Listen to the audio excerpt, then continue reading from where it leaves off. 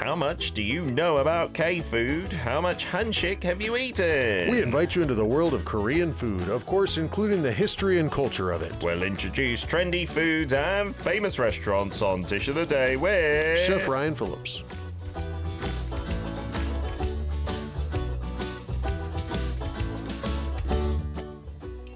Okie dokie. Leon was on board on the chat trying to guess what we're having today, saying, I think it's dried seaweed, since I remember Peter saying he loves that. Siska saying, I'm going to love it if it is dried seaweed. Well, before we reveal all, although you can already see it on the video stream if you're watching, Ryan, how do you do? How are you on this 16th of December already? I won't lie. I'm tired. Oh, I'm you've tired. been working hard, right. playing hard? When you wake up an hour before your alarm goes off, and it was already set at 5:30. Oh, goodness. And you're just like, I might as well just get out of bed. Are you not good at falling back to sleep?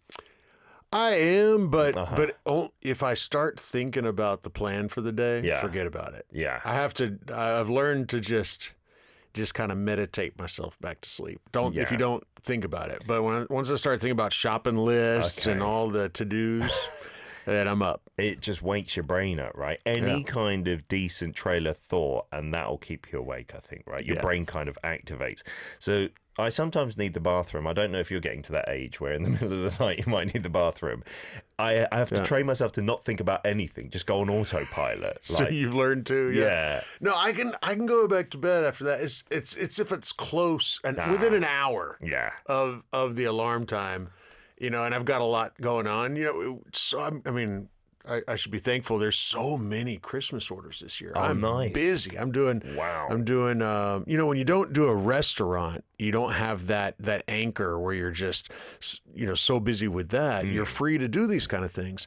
And I love it because I've got these regular customers and they come back to me every year. But this year it really blew up. I've got more new customers than ever before. That's amazing. And so, I was out shopping. I was at the market at like 5:30 this morning. Are you still doing turkeys and stuff? Still doing turkeys. There's still enough? A lot of, I found, well, I'm sold out again. And sold out of hams because those take like 2.5 weeks to make. Wow. But roast beef, roast lamb. And I just got a message from the Toki Taco restaurant that I helped open on the west side of town. I sent them a leg of lamb as a Christmas gift. Aww. They had commented about seeing some post I did and really wanted to try it. And so I surprised them. And they got it this morning. Right? Yeah, absolutely. Nice. Yeah, they're doing a special. It's authentic tacos, but then there's also some kind of fusion tacos as well that they do. I want to go and try it. And they're doing a special event for Christmas with a Mexican chef friend of mine. Oh, lovely! I wish I could go, but I'm going to be busy myself. Today's hashtag key height. I don't know if I've ever asked you. How tall are you, Ryan? 6'1", so I think isn't that 184, 185, something like that. 4'5", it'll be in between You're those. a hair taller than I am, I think. I don't know, because I always, when I was in the UK, I would say 6 foot. But now I've grown a little bit in Korea. Really? Yeah, because I've Posture. taken... Maybe standing up straight, because I think I did. My family thought that I got taller after I moved here, and I think it's because of posture. Do you think Koreans in general have good posture? Absolutely. You're right. Well, less slouches. Yeah, and then the chairs that we sit in here, there's not a whole lot of lazy boy going on. No. Yeah. Leaning back. And there's just this general thing, or maybe it's from being around so many people. I don't know what it is exactly, but I remember my family commenting after the first year or two here, they're like, "Are you taller?" Yeah, I think maybe it is a posture thing in Korea. Like more people have good posture. And of course in the UK, and I'm sure in America, mums are constantly saying, sit up straight and things like that. Right, but it's just different. Maybe you're right. Maybe it's Korea that has made us taller. Yeah. We had Lily saying, I'm tiny in both South Korea and the UK, hearing the average heights at 157. Well, good things come in small packages, of course. There's a line. And then getting back to today's ingredient, now that some people have looked on the video stream, we've got the pad and you can see what we're focused in on. Some of you think it's now prawns. And Leon says, I only like prawns if the shells are taken off. Well, I can tell you, Leon, there are no shells here, but we're not talking prawns. Your original guess was right. We're doing a seaweed or lava Kim special. Right. So when you mention seaweed, I think a lot of folks kind of lump it into one thing. Yeah. But when you're over here, boy, there are a lot of different types. Yeah. And today we're focusing on Laver or Laver. You said Laver. I don't know. I never called it that when I was growing up. I'd always call it, of course, Kim in Korean, and then I'd just say seaweed. Because if I said Laver or lava, no one would have known. It goes back to that thing, like how there's like I don't even know if it's true, but something about how Eskimos have like 11 words for snow. Oh, yeah, I've heard that. And apparently Scots have like 100 words for rain because it rains a lot up there. So we got a lot of words for seaweed over here. Yeah, and so this is the Kim family we're talking about today. Laver. And it gets done in so many different ways. And we have 3 different ways here, but we're going to talk about even some more. Fantastic. All right, why don't we talk about the one that we're going to eat in part 1? Because we've got 3 different. Let's eat one in each part, okay? So I've got hot steamed white short grain rice here, what we normally have in Korea. And what I've put on top, this is the seasoned laver. Okay? So you can see like the sesame seeds there. Yeah, and there's some toasted sesame oil on there, and it's been kind of toasted and then broken up into pieces. And there's usually a little bit of sugar in these seasonings too. It's nice and sweet, isn't it? It is really addictive. You can buy these in little sheets that are seasoned like this. You can buy them in sheets that are not seasoned. That's what you would roll a kimbap in. But these are seasoned up, and I did put a little bit of toasted sesame oil on the rice, so it makes it a little easier to kind of mix up. So this is the Gim-jaban, right? Gim-jaban. So it's been finely shredded like this, and so it's not in sheets in this format, and you just kind of can sprinkle it on anything, but on rice, it's perfect, isn't it? I'm taking a bunch of big bags of this over. I'm going to be with like 20-something family members in a week. Goodness gracious, over in North America. Yeah, I'm so excited. So some of these cousins I haven't seen in a very long time. We're talking like 15 years, man. Wow. It's wild. And I'm gonna make this to share with them there because I think everybody will like it. Like with some rice, just sprinkle it on top. Yeah. Because nobody that I know is making this at home, this Gim-jaban itself, right? You might get the sheets and then sweeten and salty those up at home. Like my mum still does that from time to time over her flame on her stove. But I've never seen anyone make this at home. No, I haven't seen this one made, and I wish I would have put more now. It's a mild one. I always need more than that. But what I do is just have a little bit of rice, and I'm just putting loads of There you go. That's the bite you want. Yeah, and then this is really addictive. A bit of rice with lots of the lava. And this is kind of similar to what we had in the UK that was known as seaweed, but I think it was cabbage that was deep fried at the local Chinese restaurant, shredded. Oh, yeah? And it had sugar on it as well. And it tasted vaguely similar to this. And that was a good gateway because English people, when I used to say seaweed when I was really young, they'd be like, how can you eat that out of the sea like it's on the beach and we just like throw it away? But when they had that at the Chinese restaurant, because it was sweet, they'd be like, oh, this is good. And so I think this might be a good gateway for people who don't like seaweed, perhaps. You know, it's funny you say that because it may have been one of the very first Korean foods that I tried. I was in like a little Koreatown in Dallas. One of the very first times I was ever there. And I walked into this shop where they sold a lot of hue. Okay, the raw fish. The raw fish. And the gentleman working there gave me some of these. Ah, nice. As a gift. Yeah. And I wound up eating them all stuck in traffic driving back north. They are such an addictive snack, the salty little sheets of seaweed. And if you open a pack and you're like, I'll just have one or two, you will never just have one. Especially if you're stuck in traffic, I will finish that box off so easily. Oh, man, they're really tasty. And this is essentially the same thing that we just had mixed up into our rice. Not usually quite as much seasoning on these. No. But a little bit. And maybe less sugar. Yeah, more toasted sesame oil and salt. Yeah. And so this on the package is called 곱창 돌김. So 곱창 might confuse you because 곱창 is like the innards, right? The intestines. Yeah, right. And so I've heard a few theories. But yeah, it is because if you look at the sheets, it kind of looks like all the holes and it's rough and textured, a bit like maybe 곱창. right? So that's maybe where it gets its name from, some people say. And you can see Ryan with his chopstick. If you move it over here to the camera's on the corner, yeah. With the rice, this is the original just kim and pap. So kimbap. I love it. Right? I love it. I love it. When you think of kimbap, you're thinking all those ingredients in, but this is the simplest form. I used to live off of this when I came to Korea because I was so fussy. So I'd just go to any restaurant, take my own seaweed, and ask for a bowl of rice. And then that will fill you up. That's what my kids will love as well. This with a little kimchi on the side.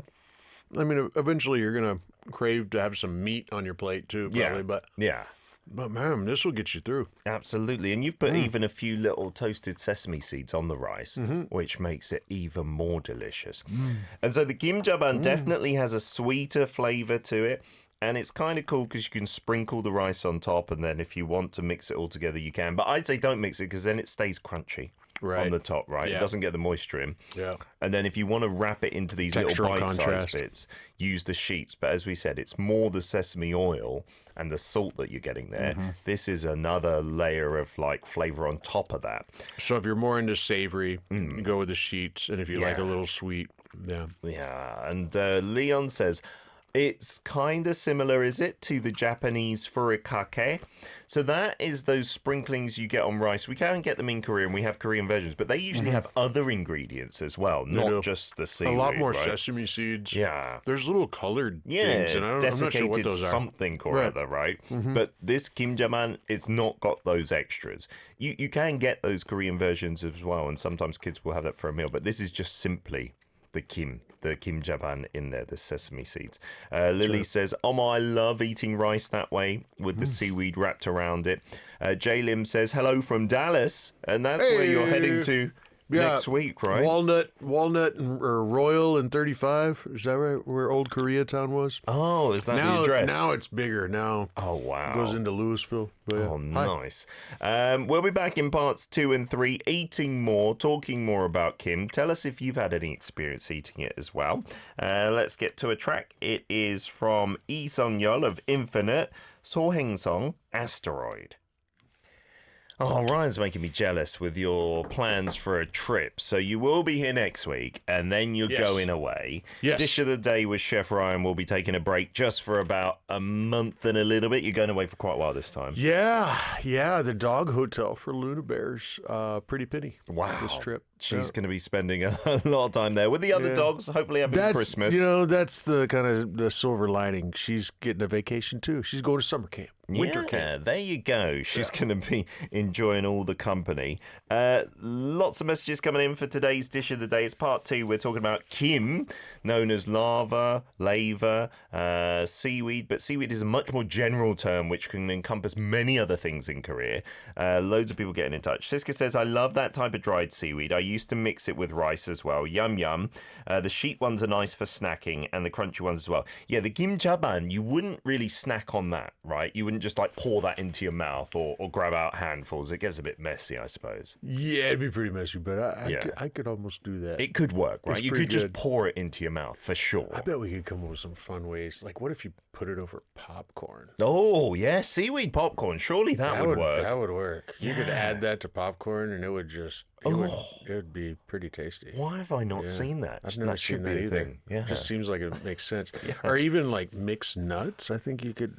I think you might be able to, especially if they were the honey roasted ones. That would go over really well. I'm gonna test this out with my family. Because some of the chaban that you get is not like as flaky as what we've got in the studio. That's a terrible view of what's left in here. But some of them are like big chunks, not quite as big as this that we'll show you in a minute. But you do get big bits of the Kim stuck together. Yeah, sometimes. Yeah, and that tastes good. Lily writes here, I love eating rice that way. I remember eating this with rice in my Korean school lunches. It is a favorite of kids as well, isn't it? Yeah, I've seen that too here, in the preschools here, and the kids will fight over it when they've got the sweet one, the little pieces to put on the rice. Yeah, because you're only meant to get a relatively small amount to pour over your rice. But it's candy. You always want more, don't you? Yeah. Leon says, it's so funny that the crackers you've got there look like prawns.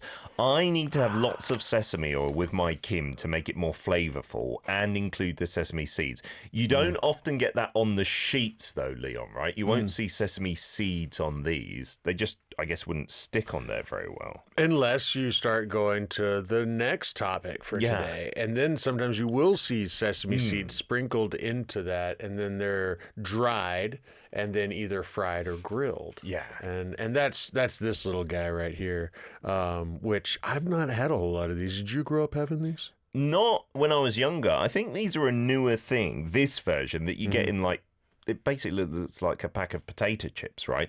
But when I was young, my mum used to do the tashima, like the kind of kelp, right, and fry that in oil, sometimes without a coating. Okay. And then she would put a bit of sugar on it. And that was really good. Yeah, it can taste a bit bitter, but it felt so healthy. The deep frying part, of course not, but yeah. Well, better than just, fried starch or fried wheat flour. At least you're getting the vitamins and nutrients from the seaweed, from the kelp. Yeah. So what we're talking about now, guys, is called Gim-bugak. Okay. All right. And what it really is like a sheet of laver, not like this or like the first one we were having where it's all seasoned up, but more like the one you use for kimbap. Okay. So it's just the laver sheet. And then, so if you've got one of those, you then cook up water with glutinous rice flour. Yeah. About a 2-to-1, 2 parts water and 1 part glutinous rice flour. And when you cook that on the stove, it'll get super thick and just be like glue, like a paste, right? Yeah.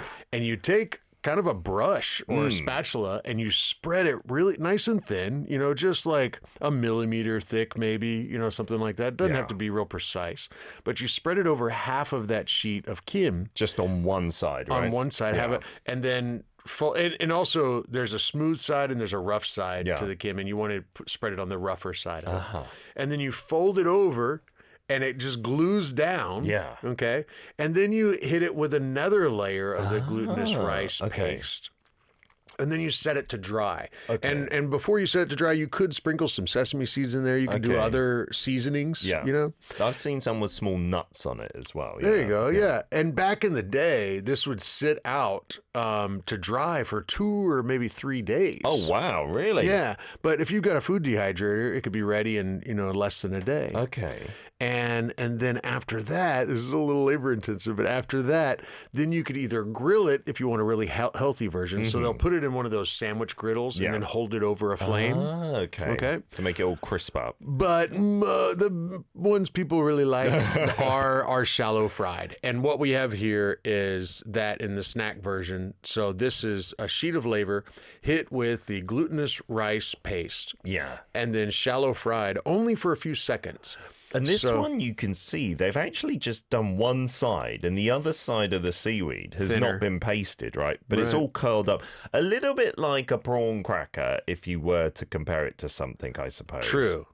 And I guess they're doing that because it's lighter. You get more of a crunch. It'll fill up the bag faster. Yeah. Traditionally, when you're shallow frying these, you're holding them down so they stay flat. So you'll keep your presentation in case you've put some seeds or other things on there to decorate it. You can find some of the products even coming out today that are presented flat. The ones that really caught my eye, it's like seaweed on both sides, like a sandwich almost, and inside they've got this crispiness and then the nuts and the sesame seeds. So they're coming up with so many versions. I've seen some newer ones that have even like shredded coconut in there, which is unusual for Korea, of course. But I think it's marketed more for a foreign audience. Yeah, all right, give it a try, right? Yeah, without any sauce do the or anything. SMR. Sure.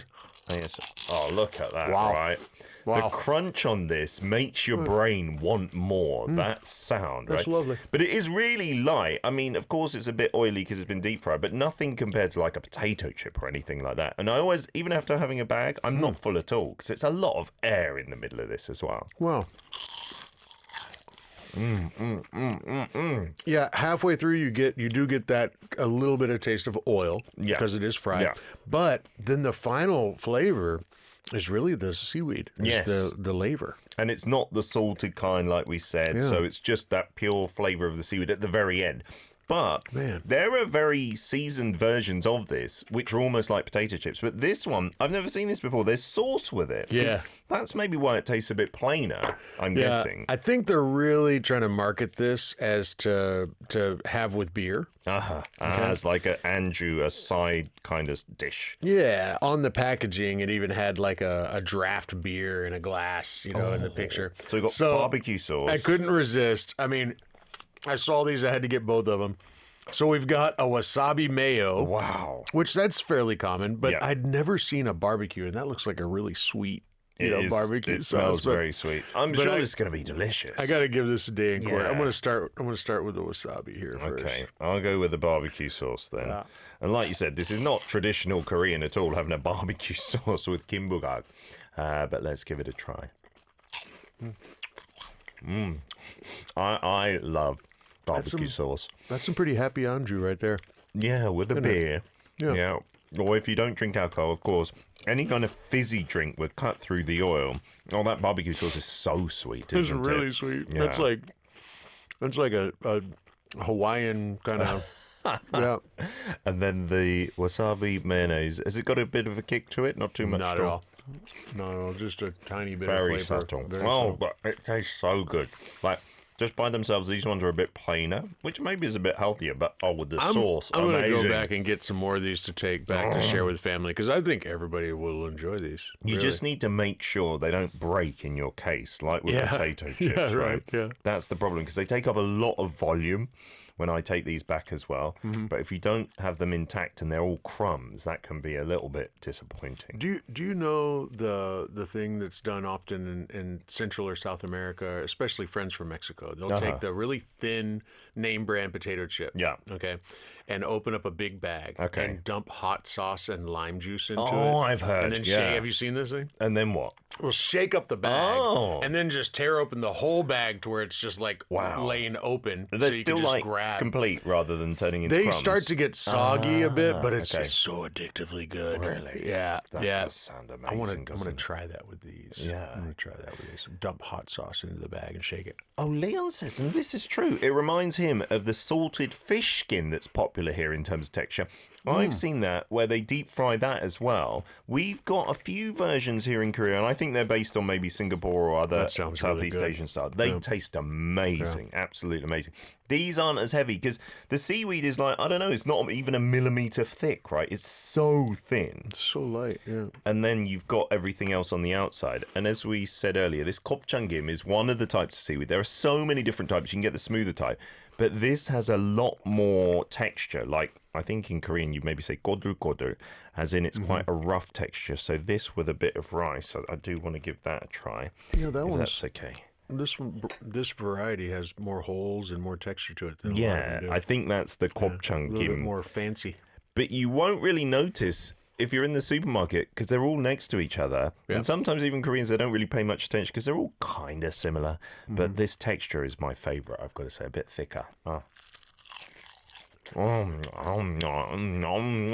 rice and seaweed, that's all you need. That is love in a mouthful. And kids in Korea, this is their go-to. If they're fussy, just a bit of white rice, seaweed, and you're done. I'm kind of envious of your family because you guys can go to the big box store and get in that big package. I think I've yet to finish one of those before they expire. Really? And they don't The seaweed? expire real fast. No, it's But because it's there's just so so much. much. Yeah. Yeah. And they sell that now all over the world, right? So in England, even when I was still living there, I think maybe 2008, but certainly by like 2012, they had those. Yeah. And that just proves its popularity because even if you're not eating Asian cuisine, they're just a nice salty snack, right? So good. Healthier than just potato chips for sure. Indeed, right? Look at this. Try this out, and I'm sure you will enjoy it as well. We'll be back in part 3 to talk more about what this is, where it's coming from. We've got some photos to show you on the video stream, so get on board with that. Let's get to some more music now. It is George and Chu, Dear My Winter. You can see him on a lot of ARIRANG TV content as well, from food documentaries from years gone by to more recent things. And yesterday I was filming a year-end special for The Agenda, a news show that I do here, and we had a big feast set out. We had kimbap Not with this kind of gim. As you said, it's more like the plain gim. And we had fried chicken and tteokbokki and possam. Not possam, jokbal, the pig's feet. And the problem, if you didn't know this, when you film with food, is you need to film all the plating and what it looks like. So by the time you get to eat it, it's cold. It does not taste good, and you're really having to act like, oh, this is amazing, when it's just gone like a bit hard on the outside. Yeah, that happens. Yeah. I will say that with the show we did the 50-something episodes last year, that wasn't the case, because it was just me and the camera. But when you have a bigger set, like the Cooking Possible show that we did years ago, there were sometimes when I felt so guilty, because the judges are eating kalguksu, the knife cut noodles. Yeah.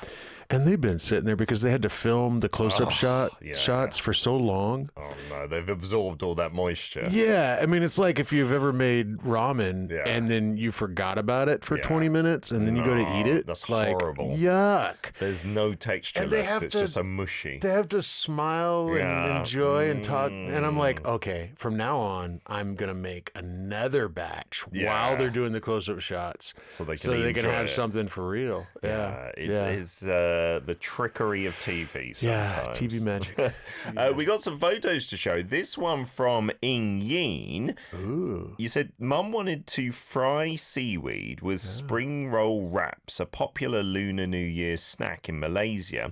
But I think we finished the seaweed before she got it. That looks more like the dashima. Cool. Yeah, like the thicker kelp versions, but it does look delicious as well.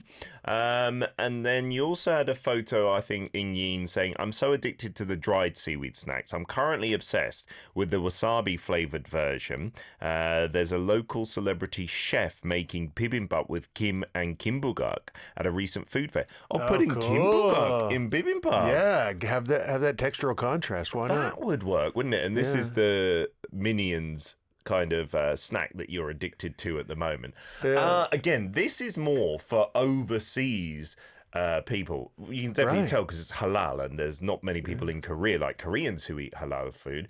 But yeah, the different flavors of this kind of layer of seaweed, that's not a thing here still, I don't think. Like, yeah. So wasabi flavor. No, I'm seeing them even pressed, layered. Yeah.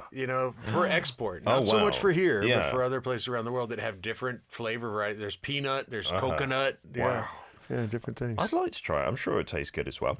And then this is Leon's photo. Some seaweed crackers, salted egg flavor. Oh, there we go. That is a big deal, isn't it? That looks more like this Gim-bugak that we've got here, but definitely the salted egg flavor's made it more yellow. There's more on there. There's got to be a little bit of some kind of starch in that too. I want to try those. That looks good. And then you've also got a photo of this that he talks about in his message. Yeah, Leon writes that at the famous fast food chain, there are these seaweed shaker fries, and I want to try these. Oh, so that's little flakes of seaweed. You can go to your fast food chain and get. See, why don't we have that here? I've heard I would venture back to the fast food realm to try those. Me too, 100%. I heard their version of the Golden Arches has the best food, like worldwide, because everyone has a local dish. Like we've got the bulgogi burger, which isn't bad. True. My son loves that. Yeah. But seaweed shaker fries. That sounds good, doesn't it? Especially if they're crispy. They've just been cooked. Makes sense. Like the popcorn we were talking about putting. Yeah, why not? Do it.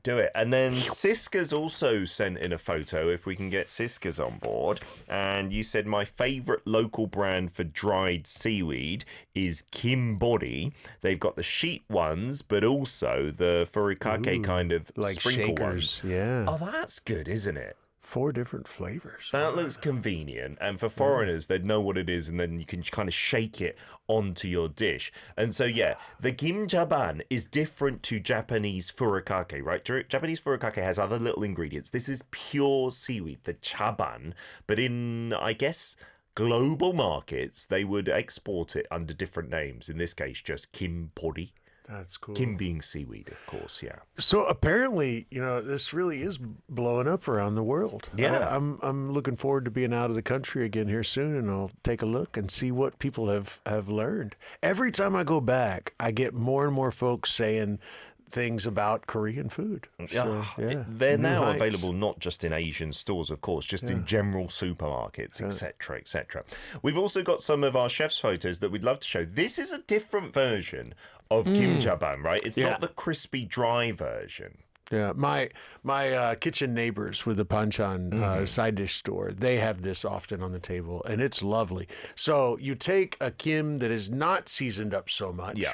Okay, and you break it up, and you toast it and break it up into little pieces, and maybe toast it again, and that you could put in a pan and just kind of toss it, right? Okay. And that's kind of like when you're toasting spices. You know, you're trying to warm it up to release those flavors that are in there, right? Okay. But then you get to add some sugar and some soy sauce and some toasted sesame So you're making oil. it damp again, right? You're making it a little bit damp. Yeah. You can tell in the picture that it's a little damp. So the first time I saw this, I was like, wait a second. So this is dried seaweed, but then they stir fry it and then serve it cold, but with kind of mushy. I didn't It know doesn't they make did it that. sound that good, but it's a lovely side dish. So they toast it to bring out those flavors. Like if you didn't toast it, it wouldn't be the same profile at all. Right, yeah. And then you cool it down. Yeah. And then you add on actually a little bit of water, Okay. a little soy sauce, Yeah. a little sugar, toasted sesame oil, maybe some sesame seeds, Yeah. garlic for sure, maybe some red chili flakes. Oh, nice.